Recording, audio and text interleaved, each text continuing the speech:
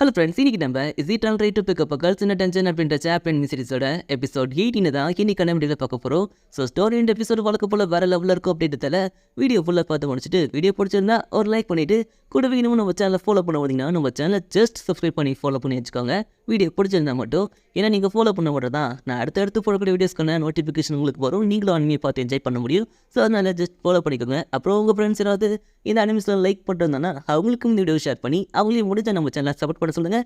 சரி, ஓகே, இப்போ நம்ம பேசி டைம் மிஸ் பண்ணாமல் ஸ்ட்ரைட்டாக ஹிந்தி கண்ணு போயிடலாம். இன்னைக்கு நம்ம பார்க்க போகிறது is it wrong right to pick up girls in attention season 4 and episode 18.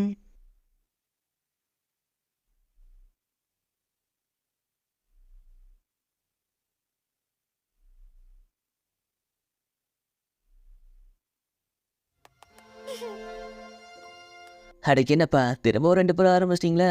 சரி, இன்னைக்கு என்ன காக்கி ஏதாவது பிரச்சனை ஆரம்பிச்சிருக்காளா? இல்லை, ஆனால் அவ சொன்னதை நல்லா ஏற்றுக்க முடியல. ஒரு உயிரை காப்பாற்றணுன்றதுக்காக நம்ம ஏன் ஒரு உயிரை சாக்ரிஃபைஸ் பண்ணுறோம்? 2 உயிருமே காப்பாற்றலாமே. அப்படி நம்ம சாக்ரிஃபைஸ் பண்ணுறது தப்பு இல்லையா? அவ சொன்னதை இப்போ கூட நல்லா ஏற்றுக்க முடியல ஆலிஸ். ஹே லியோன், நீ ரொம்ப டென்ஷன் ஆகுற, கொஞ்சம் அமைதியாக இருப்பா. சரி ஆலிஸ், அப்படின்னா அதை பற்றி நீ என்ன நினைக்கிற? வெல், நானும் ஒன்று மாதிரி தான். எல்லாரும் சர்வை பண்ணால் அதை விட சந்தோஷமான விஷயம் வேற என்ன இருக்கு சொல்லு. ஆனால் அதை நீ ஜஸ்ட் ஒன்றே ஒன்று நினைக்கிறதாலையோ நான் அதை அக்செப்ட் பண்ணிக்கிறதாலையும் மட்டும் இங்கே எல்லாமே மாறிட்டு பண்ணிக்கிட்டீங்கன்னா கண்டிப்பாக அதுக்கான பதில் எனக்கு தெரிலன்னு தான் சொல்லுவேன். பட் உன் ட்ரீம் நீ அச்சீவ் பண்ணோம் அப்படின்னா அதுக்கு நீ கடுமையாக உழைக்க வேண்டியது இருக்கும். அதனால மற்றவங்க சொல்கிறதெல்லாம் காதில் வாங்கிக்காத. நீ ஜஸ்ட் உன் ட்ரீமை ஃபாலோ பண்ணு. ஏன்னா நீ ஒழுக்கமாக இருக்கிறவங்க ஞானிங்க ஏன் என்னோட பர்ஃபெக்டாக இருக்கிறவங்கன்னு யார்கிட்ட கேட்டாலும் அவங்களுக்கு தான் சொல்லுவாங்க. நமக்குன்னு ஒரு லட்சியம் இருக்கணும், அதுக்காக நம்ம உண்மையாக போராட்டோம். ஒரு வேலை அதெல்லாம் வேலை கேட்காது. ஃபர்ஸ்ட் ஆஃப் டைம்னு யாராவது சொன்னால் மற்றவங்க சொல்கிறதுக்காக நம்மளை காம்ப்ரமைஸ் பண்ணிவிட்டு நம்ம லட்சியத்தை விட்டுட்டு போகக்கூடாது. அதுக்காக கடைசி வரைக்கும் போகிறேன்னா தான் அதுக்கான பலன் கிடைக்கும். ஸோ உன் ட்ரீம் நீ அச்சீவ் பண்ணுற வரைக்கும் ஸ்டாப் பண்ணாத. அதுக்காக கடைசி வரைக்கும் ட்ரை பண்ணு. அப்புறம் எல்லாரையும் காப்பாற்ற நினைக்கிற உன் ட்ரீம் எனக்கு பிடிச்சிருக்கு, நானும் அதை நம்புகிறேன். பார்க்கலாம், என்னைக்காவது ஒரு நாள் அது நடக்குதான்னு. ஆலிஸ், அப்படின்னா யாராவது இதை நிஜமாக்குனா வெல், அப்படி நிஜமாக்குனா அவங்கள தான் நம்ம ஹீரோஸ்ன்னு சொல்லுவோம். இப்போ ஹீரோமி கண்டு முழிச்சு பார்த்தா என்ன சொல்லாரோ அவங்களை ரெஸ்கியூ பண்ணுறதுக்காக அந்த வால்ட்டு மட்டும் கூட ஃபைட் பண்ணிக்கிட்டு இருக்கிறத அவள் பார்த்துட்டு இருக்கா. அப்போ அந்த இடத்துக்கு அந்த வீடியோ பார்த்துட்டு ஹீரோமி கவலைப்பட்டேன், நாங்கள் உங்களை காப்பாற்ற வந்துட்டோம் அப்படின்னு சொல்கிறா. பிடே, இது நீயா? ஆமாம் ஹீரோமி, இது நான் தான் சொல்கிறா. ஸோ ரொம்ப நாள் கழிச்சு அவளை பார்த்ததுமே உடனே அவளை கட்டி பிடிச்சி அழ ஆரம்பிச்சிடா. ஹீரோமி, ஒரு நான் ரொம்பவே மிஸ் பண்ண தெரியுமா? நானும் தான் வினி ஒரு ரொம்பவே மிஸ் பண்ணேன். ஹீரோமி, உனக்கு ஒரு விஷயம் தெரியுமா? நீங்கள் என்ன நினச்சி குறைப்படக்கூடாது அப்படின்றதுக்காக இத்தனை நாள் எனக்குள்ள தைரியத்தை வளர்த்துக்கிட்டு நான் ஆனாமல் இருந்தேன். ஆனால் இதுக்கு மேலேயும் என்னால் அதை கண்ட்ரோல் பண்ண முடியல அப்படின்னு சொல்லி அதை வீணேவோ அவளை ரொம்ப நாள் கழிச்சு பார்க்குறா அப்படின்றதால அவ்வளோ ஒரு பக்கம் ஆரம்பிச்சிடா. ஸோ இப்படி ஒரு ஆனந்தமான கண்ணீர் கலந்த ரியூனியன் ஒரு பக்கம் போய்கிட்டு இருக்கு. இன்னொரு பக்கமும் அந்த சின்னஸ்கு வாழ்த்து வரைக்கும் பயங்கரமான ஃபைட் போய்கிட்டு இருக்கு. அவங்க அந்த வாழ்த்து முறையை பிரித்து மெஞ்சிக்கிட்டு இருக்காங்க. ஹே ஃபோஷோ, இதுக்கெல்லாம் அந்த டெய்லர் ஸ்ட்ரீட்டில் வந்த மாச்சஸ் ஆச்சு. இது நீங்கள் என்னப்பா பண்ணிக்கிட்டு இருக்கீங்க? எனக்கு ஒன்றுமே புரியல. யாராவது கொஞ்சம் தெளிவாக எக்ஸ்பிளைன் பண்ணிட்டீங்களான்னு ஃபோக்கும் சிகிச்சைவும் முடிச்சுட்டு இருக்கீங்க. சேம் அதே கண்டிஷன் தான் கசாண்டாக்கோ டாப்னிக்கோ. ஏன்னா இவங்க இந்த சின்னஸை காப்பாற்றும் போது இவங்க 4 பேர் பெருசாக இன்வால்வ் ஆகல இல்லையா? ஸோ அதனால இவங்களுக்கு இந்த சின்னஸை பற்றி அவ்வளோவா தெரியாது. ஸோ இப்படி ஒரு கன்ஃபியூஷன் ஓடிட்டு இருக்கு. அப்போ அந்த இடத்துக்கு டுபாஸ்கி மற்ற 3 பேர் வந்துடுறாங்க. அடைக்கு என்ன பார்த்தேன், நம்ம வருத்தங்களை சண்டை ஆரம்பிச்சிட்டாங்க போலியே. என்னப்பா நடக்குதுங்க? இவங்க மாஸ்டர்ஸ் கூட சண்டை போடுறதுங்கன்னு பார்த்தா மாஸ்டர்ஸுங்க அதுவும் கூட சண்டை போட்டுக்கிட்டு இருக்கு. ஆமியா, எனக்கு ஒன்றுமே புரியலேன்னு ஆனியோட சேர்த்து அவ கூட வந்த 2 பேருமே கன்ஃபியூஷனில் பார்த்துட்டு இருக்கேங்க. ஸோ இவங்க வந்திருக்கிற விஷயத்த அப்போ நம்ம ரோஷி நோட் பண்ணுறா. நம்ம எஸ்டியாக தான் அவங்கள அனுப்பி வச்சிருக்கா அப்படின்றத புரிஞ்சுக்கிட்டு அவங்ககிட்ட போக ஆரம்பிக்கிறா. எப்பா, பெரியோட ஃப்ரெண்ட்ஸ் எங்கப்பா இருக்கீங்க? அதாப்பா எனக்கு தெரியல. இதுங்க எப்படி அடிச்சிட்டு இருந்தா நாம் எப்படி அவங்கள கண்டுபிடிக்கிறது? அது சரி, இதுங்களையும் அடிச்சிட்டு இருக்கீங்க அவங்க ஒரு பக்கம் புலம்பிட்டு இருக்க. அப்போ நம்ம ரோஷி அவங்க கிட்ட வந்துட்டு, கைஸ், எங்களுக்கு உங்கள் ஹெல்ப் தேவை. ஆர்மர் போட்ட மான்ஸ்டர்ஸ்லாம் எங்களுக்கு ஹெல்ப் பண்ண பார்த்துருக்கு. அந்த ஃபால்ட்டு மாதிரியா மான்ஸ்டர்ஸ் தான் எங்களை அட்டாக் பண்ணுது. ஸோ ஆர்மர் மட்டும் மான்ஸ்டர்ஸ்க்கு ஹெல்ப் பண்ணி அந்த ஃபால்ட்டு மாதிரியா மான்ஸ்டர்ஸை போட்டு தள்ளுங்க அப்படின்னு சொல்லி நம்ம ரோஷி அவங்க கிட்ட ஒரு ரிக்வஸ்ட் கேட்குறா. அதாவது செலஸை தவிர அந்த ஃபால்ட்டு மாதிரியா மான்ஸ்டர்ஸை அட்டாக் பண்ண சொல்கிறா. இது மான்ஸ்டர்ஸ் உங்களுக்கு ஹெல்ப் பண்ணுதா? எங்களுக்கு ஒன்றுமே புரியல. சரி, இப்போ ஆகிய பண்ணி கன்ஃபியூஸ் ஆகலாம் டைம் இல்லை. சாப்பிட்டு சொன்னது கேட்போம். வாங்க பிரிச்சு மேய்ப்பானு 4 பேரும் ஆளுக்கு ஒரு பக்கம் பேந்த மான்சத்தை பிரிச்சு மேய்றேங்க. அணியை கத்தியில் சொல்லுனா பிளாக் ஹெட் கையில பிரிக்கிறா. பிளாக் ஹெட் கையில் பிரிச்சா இன்னொருத்தி கொத்து உரடா போடுறா. ஸோ இவங்க 3 பேர் இந்த அளவுக்கு பவர்ஃபுல் அப்படின்றத இந்த இடத்துல காமிச்சிருப்பாங்க. அவங்க 3 பேரோட பவரை பார்த்துட்டு நம்ம ரோஷி வர ஒரு பக்கம் ஷாக் ஆகிட்டு இருக்க. இது பக்கம் நம்ம க்ளோஸாக அதை பார்த்துட்டு சிவனே உட்காந்துட்டு இருந்தா. சிவனே உட்காந்துட்டு இருக்கு, நீ ஒரு வால்ட்டு முறை அட்டாக் பண்ண போற. அப்போ டுபாஸ்கி அந்த வால்ட்டு முறையை அட்டாக் பண்ணி க்ளோஸாவை காப்பாத்துறா. ஹே க்ளோஸா, இக்கதான் இருக்கியா? டுபாஸ்கி நீயா? கையில் இருக்கிற ஸ்வாட் வெல் இதை நான் எதிர்பார்க்கல. ஹே க்ரோஸா, நீ என்ன எலவை கிரியேட் பண்ணி வச்சிருக்கன்னு தெரியுமா? அதை பிளேட் சந்தேகம் இல்லை. ஸோ அட்மைக் பண்ணுறதுல மாஸ்டர் ஆகிட்ட போல. கங்க்ராச்சுலேஷன்ஸ், ஃபைனலி உன்னை அந்த இடத்துக்கு வெல்கம் பண்ணுறேன். வெல்கம் டு த ஹெல் க்ரோஸா. ஹெல்லுக்கு வந்தது எனக்கும் சந்தோஷம்தான். சரி க்ரோஸா, இப்போ நான் நல்ல குண்டா இருக்கா, நல்ல கொஞ்ச நேரத்துக்கு ரெஸ்ட் எடுத்துக்கோ. அது வரைக்கும் இதுங்களை நான் பார்த்துக்கிறேன். ஆனால் டுபாஸ்கி அதுக்கு எனக்கு தெரியும் நினச்சி கவலைப்படாத அப்படின்னு டுபாஸ்கி வித்தின் ஃப்ளைஸில் வந்து எல்லாம் முடிச்சு அசால்ட்டாக போடுதல்றா. அதே டைமில் இந்த பக்கம் ஃபைட் பண்ணிட்டு ரைடை மேரி கூப்பிட்டு அங்கே நடந்தது, மான்டர்ஸ் அட்டாக் பண்ணது, நம்ம ஹீரோ ஆபத்தில் இருக்கிறது, இப்போ அவன் டீப்போவில் மாட்டிக்கிட்டான் அப்படின்ற எல்லாத்தையுமே மேரி அவனுக்கு இன்ஃபார்ம் பண்ணுறா. இது பெல்லா ஃபர்னிச்சரு மேரி அப்படின்னா நீ பெல்லை பார்த்தியா? உண்மையிலே பெல் டீப்போவில் இருக்கா? ஆமாம். சரி ஓகே, அப்புறம் எல்லாத்தையும் நான் பார்த்துக்கிறேன், நீ சேஃபாருன்ட்டு ரைட் அப்படியே ஒரு பயங்கரமான ஸ்கீமை போட்டு எல்லாருக்குமே சிக்னல் கொடுக்குறா. ஸோ அந்த சிக்னலில் மற்ற சொன்னலாம் கேப்சர் பண்ணிவிட்டு அவனை ஃபாலோ பண்ணி போக ஆரம்பிக்கிறாங்க. அப்படி போகும்போது ரைடு காபின் கிட்ட அங்கே நடந்த விஷயத்தையும் அடுத்தவங்க என்ன பண்ண போகிறாங்க அப்படின்ற விஷயத்தையும் சொல்லிட்டு போயிருக்கா. அதனால ரோஷி மாஸ்டர் ரைடு என்ன சொன்னார்னு காபின் கிட்ட கேட்குறா. ரோஷி, மிஸ்டர் பெலியும் வந்து எல்ஃபையும் ஏதோ ஒரு மான்ஸ்டர் அட்டாக் பண்ணி அவங்கள கீழே இருக்கிற ஃபோர்ஸ்க்கு எடுத்துகிட்டு போயிருக்கு.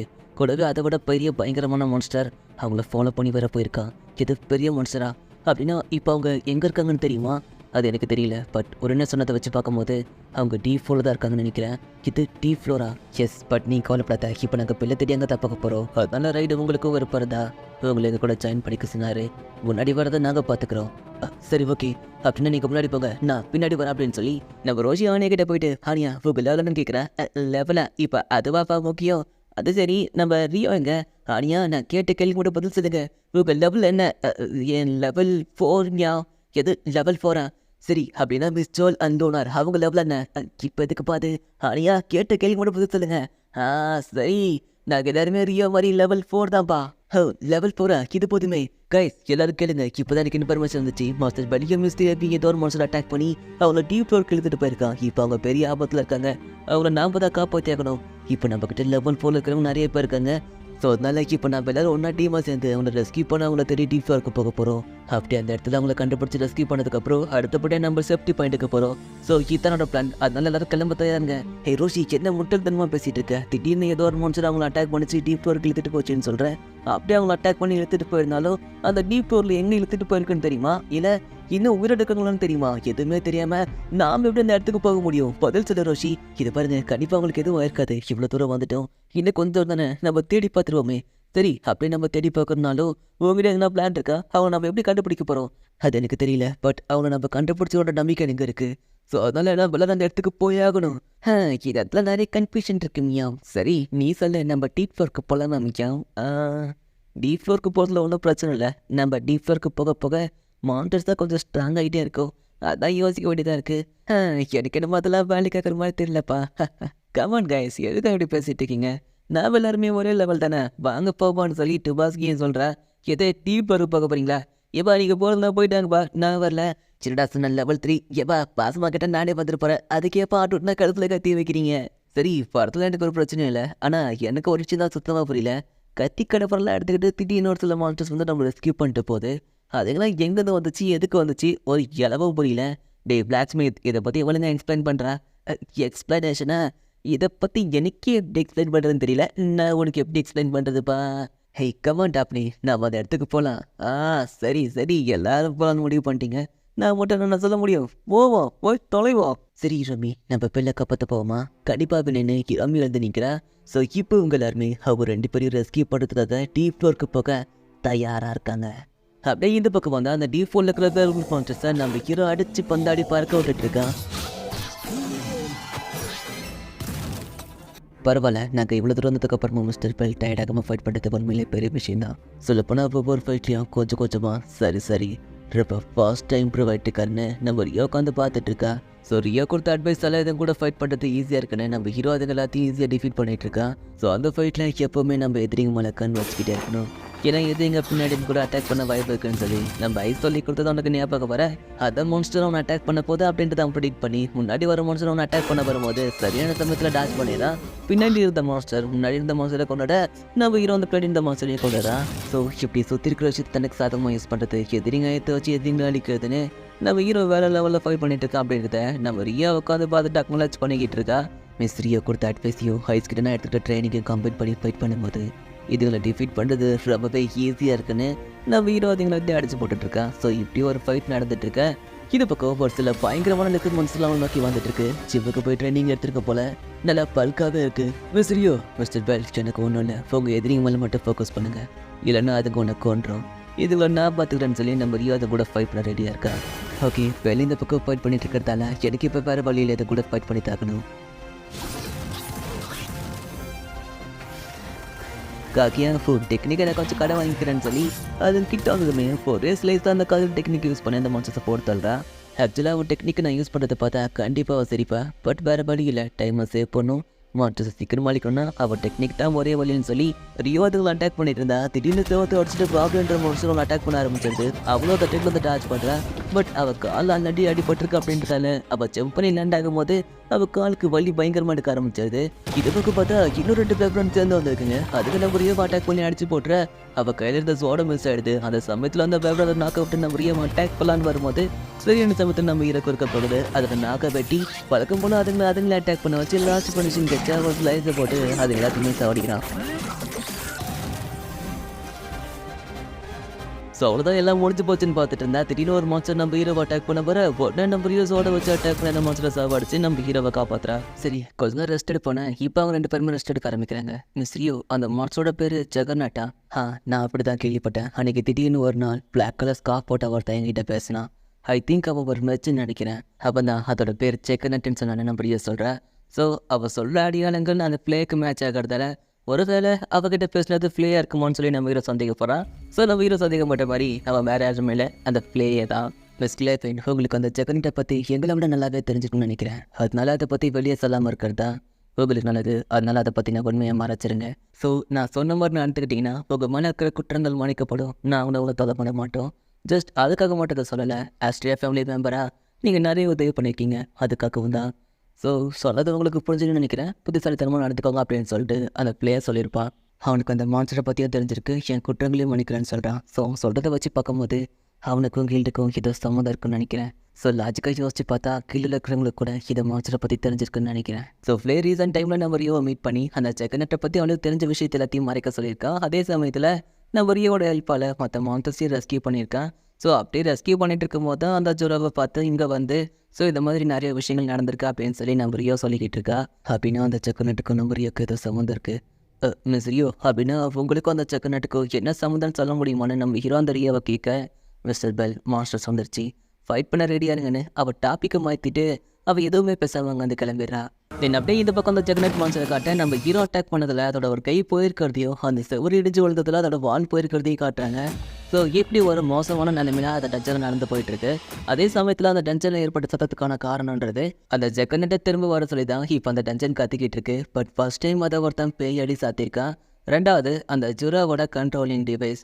ஸோ அது அதோட கழுத்தில் இருக்கிறதால அதால் ஏற்பட்ட சைடு எஃபெக்டாலேயோ நம்ம ஹீரோவை பழி வாங்கணும் அப்படின்ற வெறியாலேயோ அதோட மாதிரியான இந்த டஞ்சன் சொல்கிறத கேட்காம பழி வாங்கணும்னு சொல்லி போயிட்டுருக்கு. அப்படி போயிட்டு இருக்கிற வழியில் இந்த ஸ்கல் ஸ்ட்ரீட் மான்ஸ்டர்ஸை பார்த்துட்டு உடனே அதை அட்டாக் பண்ணி சாப்பிட ஆரம்பிச்சிருது. அது மட்டும் இல்லாமல் இந்த மான்ஸ்டர் உடம்புல மேஜிக்கல் ஸ்டோனே கிடையாது. பொதுவாக மற்ற மான்ஸ்டர்ஸ் உடம்புல இருக்கிற மேஜிக்கல் ஸ்டோன் அழிச்சா அதுங்களை ஈஸியாக அழிச்சிடலாம். பட் மேஜிக்கல் ஸ்டோன் இல்லாத ஒரு மான்ஸ்டர் திரும்பவும் அவங்களை அட்டாக் பண்ண பார்த்தா அதை எப்படி அவங்க அழிக்க போகிறாங்க. அட் த சேம் டைம் இந்த ஜெகர்நாட் எந்த அளவுக்கு ஸ்ட்ராங் அப்படின்றது அது பிறக்கிற ஃப்ளோரை பொறுத்து தான் இருக்குது. ஃபார் எக்ஸாம்பிள், அது 14th ஃப்ளோரில் பிறக்குது அப்படின்னா அது 21 ஃப்ளோரில் இருக்கிற மான்ஸ்டர்ஸ் அளவுக்கு ரொம்பவே ஸ்ட்ராங்காக இருக்கும். ஸோ இப்போ அது 27th ஃப்ளோரில் பிறந்திருக்கு, அதனால இப்போ அந்த அளவுக்கு ஸ்ட்ராங்காக இருக்கும் அப்படின்னு சொல்லி கால்குலேட் பண்ணிவிட்டு அதை கமெண்ட் செக்ஷனில் ஜஸ்ட் கமெண்ட் பண்ணுங்கள். தென் அப்படியே இந்த பக்கம் நம்ம ஹீரோவையும் காட்டேன். அவங்க அந்த ஃப்ளோரில் எது நம்ம மான்ஸ்டர் அவங்க அட்டாக் பண்ண வருதான்னு சொல்லி பார்த்துக்கிட்டே போயிட்டு இருக்காங்க. அப்படி போயிட்டு இருக்கும்போது இந்த ஸ்பாட்டைஸ் அப்படின்ற ஸ்கல் மான்ஸ்டர்ஸ் திடீர்னு நம்மளை சுற்றி பழிச்சிருக்குங்க. சரி, நம்மளே சுற்றி போட்டுடுச்சேன்னு நீங்களும் அது கூட ஃபைட் பண்ண ஆரம்பிக்கிறீங்க. பட் அதுக்கு அதிகமாக இருக்கிறதால அதை மேனேஜ் பண்ணி அந்த மேஜிக் ஸ்டோனை கெயின் பண்ணி அதுங்களை டெஸ்ட்ராய் பண்ணுறதுன்றது ரொம்பவே கஷ்டமாக இருக்குது. ஒரு கட்டத்துக்கு மேலே இவங்களாலே அதுங்களை ஹேண்டில் பண்ண முடியாமல் போயிடுது. இப்படி ஒரு சுச்சுவேஷனில் என்ன பண்ணுறதுன்னு தெரியாமல் அவங்க ஒரு பக்கம் முழிச்சுக்கிட்டு இருக்க, இந்த பக்கம் அந்த ஸ்பாட்டைஸ் மான்ஸ்டர்ஸ் அவங்கள நெருங்கி வந்துக்கிட்டே இருக்கு. ஸோ இது பார்த்தாதுன்னு சொல்லி அந்த ஸ்கல் மான்ஸ்டரையும் தாண்டி இந்த லிசர்ட் மான்ஸ்டர்ஸும் இன்னும் எக்கச்சக்கமாக அந்த இடத்துக்கு வந்துடுதுங்க. ஸோ அது இவங்க மொத்தமாகவே அந்த இடத்துல மாட்டிக்கிட்டாங்க. ஸோ அவ்வளோதான் ஜோலி முடிஞ்சிச்சு அப்படின்னு சொல்லி இவங்க பார்த்துட்டு இருந்தா இது பார்த்தாதுன்னு அப்போ அந்த இடத்துக்கு அந்த ஃபில்டா பாய்சன் மான்ஸ்டரும் வந்துடுது. அது அப்படி அந்த இடத்துக்கு வந்ததுமே அட்டாக்கிங் பொசிஷனில் நிற்க உடனே நம்ம ஹீரோ அதை அட்டாக் பண்ண போது அப்படின்னு சொல்லி நம்ம ஹீரோ எச்சரிக்கைப்படுத்துறா. ஸோ அப்படி எச்சரிக்கைப்படுத்தினா அடுத்த செகண்டே அந்த பல்லடாவை அதோட பாய்சன் ஸ்டிங்கை வச்சு தர மாதிரியே அட்டாக் பண்ண ஆரம்பிச்சிடுது. அந்த அட்டாக்ல அங்கே இருக்கிற மான்ஸ்டர்ஸ் எல்லாமே முக்கால்வாசி டஸ்ட் ஆகிடப்போ உடனே ஒரு பிளேஸில் தூக்கி போட்டு அந்த பல்லடாவையும் போட்டு தள்ளிடுறாங்க.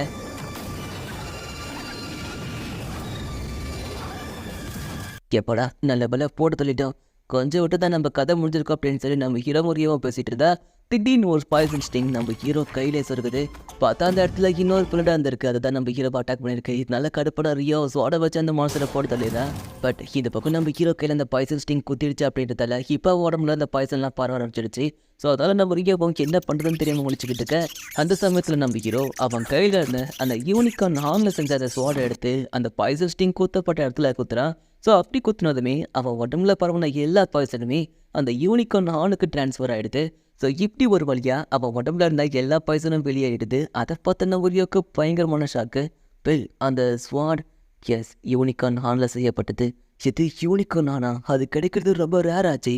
அது பாய்சனுக்கு ஒரு ஆன்டிடோட்டாகவும் ரொம்பவே ஸ்ட்ராங்காகவும் இருக்கும். ஸோ அப்பேற்பட்ட உனக்குல அவனுக்கு ஒருத்தர் வெப்பனை மேக் பண்ணி கொடுத்துருக்கான், என்னென்ன நம்பவே முடியலன்னு சொல்லி நம்ம வர பயங்கரமாக ஷாக் ஆகுறான். பொன்மதா க்ரோஸா வெப்பனை இல்லைனா கண்டிப்பாக இன்றைக்கி நான் செத்துருப்பேன் அப்படின்னு சொல்லி நம்ம ஹீரோ அந்த டைமில் நம்ம க்ரோஸாவை நினச்சி பார்க்குறான். ஸோ நம்ம க்ரோஸாக இருந்தானே இருந்தாலே அப்போ மேன் ஆஃப் த மேட்ச் தான்ப்பா. தென் என்னதான் அந்த யூனிகான் அவள் உடம்புல இருந்த அந்த பாய்சனை வெளியே எடுத்திருந்தாலும் ஸோ அதோட சைடு எஃபெக்டாக அவனுக்கு கொஞ்சம் ஸ்டைடாக இருக்கும். அதனால நம்ம ஹீரோ அவனுக்கு ஒரு டோசேஜ் கொடுத்துட்டு அவனை ரெஸ்ட் எடுக்க சொல்கிறேன். ஸோ அதனால் நம்ம ஹீரோ ஒரு ரெஸ்ட் எடுத்துகிட்டு இருக்கா. அதே சமயத்தில் அந்த ரூமில் இறந்து கிடந்த அந்த அட்வென்ச்சர்ஸ் கிட்டேருந்து எடுக்கப்பட்ட ஹீலிங் போர்ஷன்ஸில் இப்போ கடைசியாக ஒரே ஒரு போர்ஷன் தான் இருக்குது. ஸோ இதை வச்சு தான் இப்போ இவங்க இந்த இடத்துல சர்வை பண்ணி ஆகணும். அதனால இந்த மான்ஸ்டர்ஸ் அதிகமாக இருக்கிற இடத்துல போய் மாட்டிக்காமல் சேஃபாக போகணும். ஸோ அதுக்கு எந்த ரூட் சரியாக இருக்கும் அப்படின்னு சொல்லி நம்ம அந்த மேப்பை பார்த்துட்டு இருக்கா. அதே சமயத்தில் அந்த ரூமில் இருந்து கிடந்த அவங்க 3 பேருக்கிட்டையும் ஹீலிங் போர்ஷன் இருந்திருக்கு. ஸோ அது இந்த பெல்லடா பாய்சனுக்கு ஆன்டிடோட்டாக இருந்திருக்கும். பட் ஹீலிங் போர்ஷன் இருந்தும் அவங்க ஏன் அதை யூஸ் பண்ணிவிட்டு இங்கேருந்து வெளியே போகல. ஸோ அப்படி இவங்க வெளியே போனால் அதை விட பயங்கரமான ஏதோ ஒன்றத்தை பார்த்துருக்காங்க. ஸோ அதனால தான் அவங்க வெளியே போகாமல் அந்த இடத்துல கடைசி வரைக்கும் இருந்து செத்துருக்காங்க. ஸோ அப்படி அவங்க என்ன பயங்கரமான ஒன்றத்தை பார்த்துருப்பாங்க அப்படின்னு சொல்லி நம்ம ஒரு பக்கம் யோசிச்சுட்டு அந்த மேப்பை பார்த்துக்கிட்டே இருக்கேன். அப்படியே பார்த்துட்டே இருக்கும்போது நம்ம ஹீரோப்பா கண்ணை முடிச்சுட்டு மிஸ்ரியூ அடுத்து நம்ம என்ன பண்ண போகிறோன்னு கேட்குறான். அதுக்கு நம்ம ஹீரோ இந்த மேப்பில் இருக்கிற பழியை ஃபாலோ பண்ணி தான் போக போகிறோம் அப்படின்னு சொல்கிறேன். ஸோ அதை ஃபாலோ பண்ணி இப்போ ஈவினிங்களும் ஏதோ ஒரு இடத்துக்கு வந்திருக்கீங்க. இந்த இடம் நான் இவ்வளோ மேடு பழமாக இருக்குது. மிஸ்ரியூ உங்கள் கால் ஓகே தானே? போன பிரச்சனை இல்லை, நான் ஓகே தான் சொல்லிட்டு அவள் அந்த இடத்த பார்க்கும்போது அந்த இடத்த எங்கேயோ பார்த்த மாதிரி அவனுக்கு ஞாபகம் வருது. ஃபோம்ஷோ என்னால் நம்பவே முடியல. மிஸ்ரியோ என்னாச்சு? இந்த இடம் எனக்கு நல்லாவே ஞாபகம் இருக்குது. இந்த ஸ்டெப்ஸை நம்ம கிராஸ் பண்ணிட்டா நம்ம சேஃபாக வெளியே போயிடலான்னு சொல்கிறேன். ஸோ அதனால் இப்போ 2 பேரும் அந்த ஸ்டெப்ஸை கிராஸ் பண்ணி வந்து பார்த்தா ஒரு பெரிய பயங்கரமான பாலம் இருக்குது. பாலத்தை சுற்றிலும் கூர்மையான கற்கள், கீழே விழுந்தா கொத்திட்டு சாக வேண்டியதா. ஸோ அந்த அளவுக்கு அந்த இடம் பயங்கரமாக இருக்குது. அதே சமயத்தில் அந்த பாலத்தோட எண்ணில் இருக்கிற அந்த இடமும் பயங்கரமாக இருக்குது. மிஸ்ரியோ எது இதுதான் கொலாசியம்னு சொல்கிறேன். ஸோ அந்த மூமெண்ட்டில் இந்த எபிசோடு இதோட முடியுது. சரி கேஸ், இந்த எபிசோடு உங்களுக்கு பிடிச்சிருன்னு நினைக்கிறேன். இந்த எபிசோடு உங்களுக்கு பிடிச்சிருந்துச்சு அப்படின்னா அது எப்படி இருக்கா அப்படின்னு சொல்லி இந்த வீடியோ கமெண்ட் செக்ஷனில் ஜஸ்ட் ஒரு கமெண்ட் பண்ணிவிட்டு அப்படியே நம்ம சேனல் நீங்கள் இன்னும் ஸ்டில் ஃபாலோ பண்ண பார்த்தீங்கன்னா கையோட ஃபாலோ பண்ணி வச்சுக்கோங்க. ஸோ இந்த எபிசோடில் நிறைய டீட்டெயில்ஸ் இருக்குது. ஸோ அது எல்லாத்தையும் என்னால் முடிஞ்சதுக்கு நான் தெளிவாக எக்ஸ்பிளைன் பண்ணுறேன்னு நினைக்கிறேன். ஸோ உங்களுக்கு வேறு என்ன டீட்டெயில்ஸ் வேணும் அப்படின்னா ஸோ நீங்கள் ஜஸ்ட்டு கமெண்ட் பண்ணுங்கள். தென் இந்த அனிமியை பொறுத்த வரைக்கும் ஒரு சில டீட்டெயில்ஸை கொடுத்துருப்பான், ஒரு சில டீட்டெயில்ஸை கொடுக்காமல் இருந்திருப்பான். ஸோ அதனால் நான் நாவலில் இருக்கிறதையும் இந்த அனிமியும் சேர்த்து ஓரளவுக்கு உங்களுக்கு வேறு மாதிரி எக்ஸ்பிளைன் பண்ணியிருக்கேன். அதே சமயத்தில் டெய்லி கண்டினியூஸாக வீடியோஸ் போட சொல்லி தான் கேட்குறீங்க. நானும் அதுக்கு தான் ட்ரை பண்ணுறேன். பட் என்ன தான் ட்ரை பண்ணாலும் அது போகிறது கொஞ்சம் கஷ்டமாக தான் இருக்குது. ஏன்னா நான் வேலைக்கு போகிறேன் அப்படின்றதால.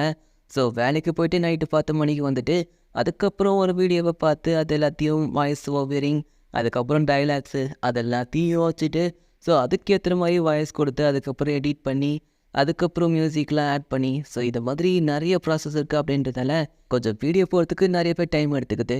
அதனால் கொஞ்சம் அட்ஜஸ்ட் பண்ணிக்கோங்க. இந்த யூடியூப்பில் பெருசாக இன்கம் கிடையாது. ஸோ இவ்வளோ பேர் என்னை நம்பி பார்க்குறீங்க அப்படின்றதுனால தான் நான் என்ன தான் வேலைக்கு போய்ட்டு இருந்தாலும் உங்களுக்காகவோ என்னைக்காவது ஒரு நாள் என் சேனல் பெருசாக்காதா அப்படின்ற ஒரு ஆசையும் தான் நான் வீடியோஸ் போட்டுக்கிட்டு இருக்கேன். பார்க்கலாம் நம்ம முயற்சி வேலைக்காகமானு. ஆனால் அதுக்காக நான் இவ்வளோ தூரம் கஷ்டப்பட்டு போடுறேன் அப்படின்றதுக்காகலாம் நீங்கள் நம்ம சேனலை ஃபாலோ பண்ண வேண்டாம். ஸோ வீடியோ பார்த்து முடிச்சதுக்கப்புறம் வீடியோ பிடிச்சிருந்தா மட்டும் நீங்கள் ஃபாலோ பண்ணி வச்சுக்கோங்க. அப்படி பிடிக்கல அப்படின்னா இந்த அனிமி கண்டிப்பாக உங்களுக்கு பிடிச்சிருக்குன்னு நினைக்கிறேன். ஸோ அனிமியை பார்த்து முடிச்சுட்டு அதுக்கப்புறம் முடிஞ்சால் அந்த ஒரிஜினல் அனிமி டவுன்லோட் பண்ணி பார்த்தீங்கன்னா நான் எக்ஸ்பிளைன் பண்ணுறதும் அந்த அனிமியில் இருக்கிறதோ ஓரளவுக்கு மேட்சாக உங்களுக்கு ஓரளவுக்கு புரியும். ஸோ ட்ரை பண்ணி பாருங்கள். சரி ஓகே, இவங்களாம் மறுபடியும் அடுத்த எபிசோடில் பார்க்குறேன். ஸோ நீங்களும் அடுத்த எபிசோடில் பார்க்கணும்னு ஆசைப்பட்டீங்கன்னா ஜஸ்ட் ஃபாலோ பண்ணிக்கோங்க. அது வரைக்கும் take care, bye bye. I meet you all in next video.